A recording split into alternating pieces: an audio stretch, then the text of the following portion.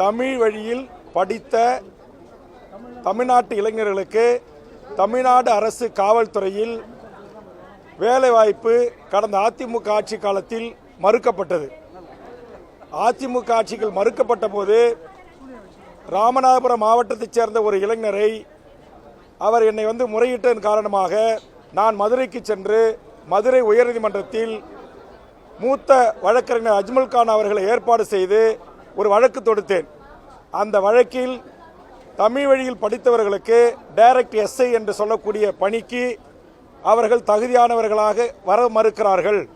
அதற்கு காரணம் உயர்நீதிமன்ற உச்சநீதிமன்ற நீதிபதிகளிடத்திலே வழக்குகளை ஆங்கிலத்தில் மொழிபெயர்ப்பு செய்வதற்கும் ஆங்கில புலமையோடு வழக்குகளை கையாள தெரியாத காரணத்தினால் தமிழ்நாடு சீருடை பணியாளர் தேர்வு வாரியத்தில் கலைஞர் அவர்கள் கொண்டு வந்த தமிழ்நாட்டில் தமிழ் வழியில் படித்தவர்களுக்கு 20% வேலைவாய்ப்பு உள்ளிட்ட தமிழ் வழியில் படித்தவர்களுக்கு அரசு வேலைவாய்ப்பில் முன்னுரிமை என்கிற அந்த சட்டத்தையே ஒரு துறை தமிழ்நாட்டில் நடைமுறைப்படுத்தாமல் இருந்து வந்தது. இதை நான் கண்டுபிடித்து மூத்த வழக்கறிஞர் அஜ்மல் கான் மூலமாக அன்றைய இருவர் bench mister justice Kirubakaran Pugazhendhi இருவர் கவனத்திற்கு எடுத்துச் சென்ற போது அவர்கள் தமிழ்நாட்டில் தமிழ் வழியில் படித்துவிட்டு தமிழ்நாட்டில் வேலை கேட்காமல் லண்டனில் வேலை கேட்பார்கள் என்று ஒரு வரலாற்று சிறப்புமிக்க தீர்ப்பை வழங்கி தமிழ்நாடு அரசு சீருடை பணியாளர் துறையின் சார்பான டிஜிபி அவர்களையும் தமிழ்நாட்டுடைய அட்வொகேட் ஜெனரலையும் மதுரைக்கு அழைத்து நீங்கள் இதை நடைமுறைப்படுத்த வேண்டும் உத்தரவு பிறப்பித்து அதை நடைமுறைப்படுத்தியவன் வேல்முருகன். அதைத்தான் இன்றைக்கு சட்டமன்றத்தில் நான் எழுந்து சொன்னேன். கடந்த கால ஆட்சியில் இந்த மாதிரி சட்டம் இருந்தோம், காவல்துறையில் அந்த சட்டத்தை நடைமுறைப்படுத்தல. அதனால என் உயிரை விட மேலான என் தாய்மொழியான தமிழை தமிழ்நாட்டில் ஆட்சி மொழியாக, அலுவல் மொழியாக, பாடமொழியாக, பயிற்சி மொழியாக கட்டாயம் நீங்கள் நடைமுறைப்படுத்த வேண்டும். இந்த வழக்கு உச்சநீதிமன்றத்தில் நிலுவையில் இருக்கிறது. அதே மாதிரி பக்கத்திலே நம்முடைய தெலுங்கானாவில் 25/2/2025 ஒரு அரசாணை வெளியிட்டிருக்கிறார்கள். அதுல என்ன அந்த அரசாணை சொல்லுது அப்படின்னா, தெலுங்கானாவில் இருக்கிற சிபிஎஸ் ஸ்கூல் உள்பட சிபிஎஸ், ஐசிஎஃப், ஐபி எல்லாமே மத்திய அரசுடைய கட்டுப்பாட்டில் இருக்கிற பள்ளிகள், இன்டர்நேஷனல் பள்ளிகள், இந்த பள்ளிகளிலும் கண்டிப்பாக தெலுங்கை நீங்கள் படிக்க வேண்டும் என்று உத்தரவிட்டிருக்கிறது. அதுபோன்று தமிழக அரசும் உத்தரவிட வேண்டும் என்கிற கருத்துக்களை சட்டமன்றத்தில் பதிவு செய்தேன். நான் என்ன சொல்ல வருகிறேன் என்பதை புரிந்து கொள்ளாமலேயே அதிமுக உறுப்பினர்களும் எழுந்து கத்துகிறார்கள். அங்கே அமைச்சரவையில் இருக்கிற சேகர்பாபு போன்ற அமைச்சர்களும் எழுந்து கத்துகிறார்கள். நான் பேசுவதற்கு வாய்ப்பு கேட்டு போராடி கொண்டிருக்கிறேன். வாய்ப்பு மறுக்கப்பட்டது. அந்த ஜனநாயக மாண்பை தெரிந்த காலத்தினால் நாடாளுமன்றத்திலே எப்படி பேரவைத் தலைவர் முன்பாக சென்று வாய்ப்பை கொடுங்கள் என்று கேட்கிறார்களோ அதே போன்று நானும் எனது இருக்கையில் இருந்து சென்று பேரவைத் தலைவர் முன்பாக இருந்து எனக்கு முழுவதுமாக என் கருத்தை பதிவு செய்ய நேரம் கொடுங்கன்னு கேட்டேன். இது தவறா? இதற்கு சேகர்பாபு அவர்கள், நீ எதற்கெடுத்தாலும் முந்திரி கொட்டை மாதிரி முந்தி பேசுகிறாய், எல்லாம் தெரிந்தவர் போல் பேசுகிறாய் என்று ஒருமையில் என்னை குறித்து பேசினார்.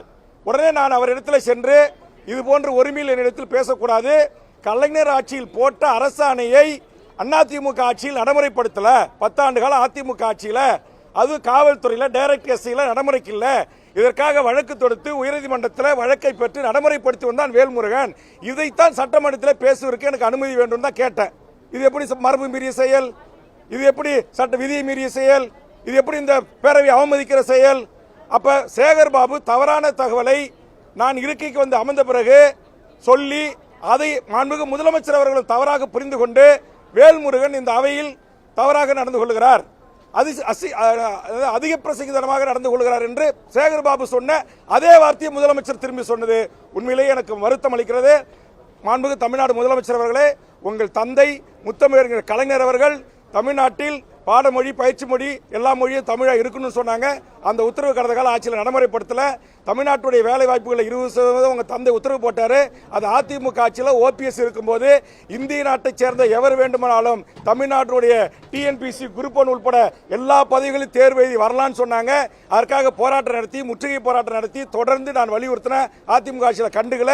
நீங்களாச்சு சட்டத்தை திருத்துங்கன்னு சொல்லி நான் தான் சட்ட திருத்தத்துக்கு முன்மொழிந்த அந்த அடிப்படையில் தான் கடந்த கூட்டத்தொடரில் அண்ணன் பையன்வேல் பிடிஆர் அமைச்சராக இருக்கின்ற போது தமிழ் வழியில் படித்தவர்களுக்கு 40% மதிப்பெண் எடுக்கணும், அல்லது இந்திய நாட்டை சேர்ந்த எவர் வேண்டுமானாலும் தேர்வு எழுதலாம், எவன் வேணுமானாலும் உள்ள வரலான்ற நிலை இருக்கு, அது கூடாது.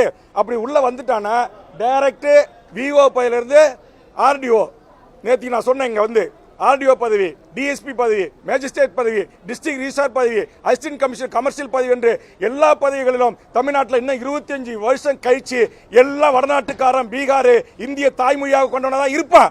இந்த நிலைமையை உடைச்சது தமிழ்நாட்டில் எந்த கட்சியும் கிடையாது. நான் ஒரு ஆள் பேசிதான் சட்டத்தை கொண்டு வந்தேன். தமிழ்நாட்டில் 156 கட்சி வாயா திறக்கல. இன்னைக்கு அதிமுக ஆட்சியில் ஒரு பெரிய அநியாயம் அக்கிரமம் தமிழ் மக்களுக்கு ஏற்பட்டிருக்கு. நான் கேட்கிறேன், என்னுடைய நாட்டுக்கு கோட்டாட்சியராக எப்படி இந்திக்காரனை ஏற்றுக்க முடியும்? தாசில்தாராக எப்படி ஏற்றுக்க முடியும்? அதில் சொல்றாங்க அரசாணையில் அதிமுக ஆட்சி தமிழர்களுக்கு செய்த மாபெரும் துரோகம். அந்த துரோகத்தை நான் சொல்றத தோலுரித்து காட்டுறத சகித்துக் கொள்ள முடியாத கடந்த கால அதிமுகவில் இருந்து திமுகவுக்கு வந்த சேகர் பாபு அதிமுக அமைச்சர்களோடு அதிமுக முன்னாள் அமைச்சர்களோடு நெருக்கமா பழகிறவர்கள் அதிமுகவை காப்பாற்றுவதற்காக அவர் என்னை விமர்சனம் செய்கிறார். நான் பகிரங்கமாக குற்றம் சாட்டுறேன். அதிமுக ஆட்சியில் தான் டிஎன்பிசியில் அது அண்டை நாட்டை சேர்ந்தவன் மேல உள்ள வரலான்னு சட்ட திருத்தம் கொண்டு வந்தாங்க. ஏன் அப்ப திமுக இருந்த சேகர் பாபு அதை கேட்கல?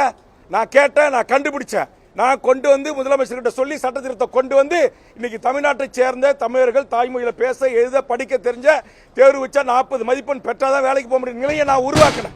இது என் தாய்மொழி தமிழுக்கு நான் செய்த தொண்டு. தமிழுக்கு ஒரு கேடு என்று சொன்னால் என் உயிரை தியாகம் செய்வேன் என்றுதான் பேரவைத் தலைவர் முன்பாக நின்று நான் கோஷமிட்டேன். இது தவறா? என் தாய்மொழியை அழிக்க நினைக்கிற என் தாய்மொழியை இன்றைக்கு பயிற்சி மொழியாக, பாடமொழியாக, தொடர்பு மொழியாக, அலுவல் மொழியாக இல்லாம இங்க எல்லாத்திலையும் ஆங்கிலம், எல்லாத்திலையும் ஹிந்தி போயிட்டு இருக்கு. அதெல்லாம் நான் சொல்கிறேன், என் உயிரை விட மேலான என் தாய்மொழிக்கு ஒரு இழக்கு என்றால், ஒரு அவமானம் என்று சொன்னால், இந்த சட்டமன்றத்தில் என் தாய்மொழி குறித்து நான் பேசுவதற்கு நேரம் கிடைக்கவில்லை என்று சொன்னால், பேரவைத் தலைவர் முன்பாக சென்று பாயிண்ட் ஆஃப் ஆர்டரை எழுப்பி நேரத்தை கேட்டு பேசுவதற்கான உரிமை மக்களால் தேர்ந்தெடுக்கப்பட்ட சட்டமன்ற உறுப்பினராக இருக்க எனக்கு இருக்குது. இது எந்த விதத்தில் விதிக்கு முரணானது அல்ல. 3 முறை சட்டமன்ற உறுப்பினராக இருக்கிற ஒருவன் விதிகளை முரண்பாக்க நான் கேட்கிறேன். கவர்னர் வரும்போது போய் அங்க நின்று ஜனநாயக ரீதியா பதாகை பிடிக்கிறதுக்கு முழக்கம் போடுறதுக்கு அனுமதிக்குதா? கடந்த காலத்தில் அனுமதிச்சிருக்கீங்களா? அப்ப அதிமுக உறுப்பினர் தினந்தோறும் பேரவைத் தலைவர் முன்பாக வந்து உட்கார்ந்து மறியல் பண்றாங்களா இல்லையா? முழக்கம் பண்றாங்களா இல்லையா? அது மரபு விதி செய்யலாம். செய்திகளை உடனுக்குடனும் துல்லியமாகவும் தெரிந்து கொள்ள சப்ஸ்கிரைப் பண்ணுங்க.